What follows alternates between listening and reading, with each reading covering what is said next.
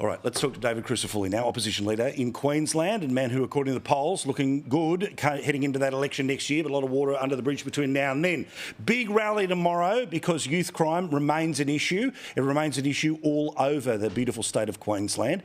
Give us an idea about why people are going to turn up with such fervour, because I thought the Palaszczuk government solved all of this.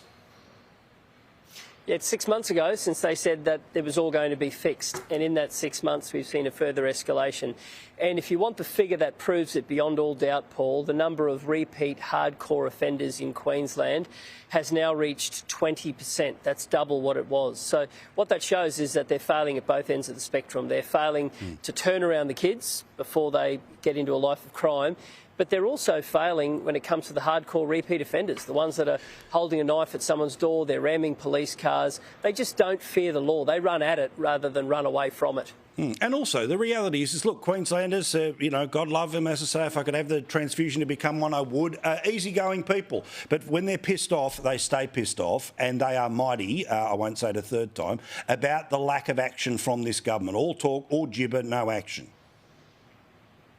Spot on, and they know that a decision was taken 8 years ago to water down the youth justice laws. And on the back of it, you've got a generation of homegrown untouchables, and they know that their rights are greater than the rights of the victim.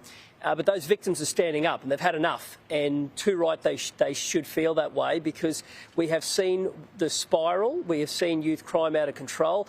Coupled with that, we've got 202 fewer police today than 12 months ago because of the chaos and crisis of the government. So the communities are rallying, and it's happening across the state. And tomorrow they're marching on Parliament. And I've told the organisers I want to sit down, I want to listen to them. I want them to know that I'm serious about this, and we are putting our solutions on the table. Consequences for actions, that means putting the rights of the victim ahead of the rights of the offender. 2, unshackling the judiciary and removing detention as a last resort. And 3, we're going to get serious about gold standard early intervention. And if we can do that, we can create Queensland to be the safest place in the nation rather than the car theft capital that we're known as now. I'm not comfortable with that title, and I intend to change it if we get the privilege of governing. Good man. Nice, crisp and clear. A bloke with a plan and a team ready to lead. We'll see whether that's the case this time next year. Thank you, mate. Do appreciate it. David Crisafulli, opposition leader in beautiful Brisbane.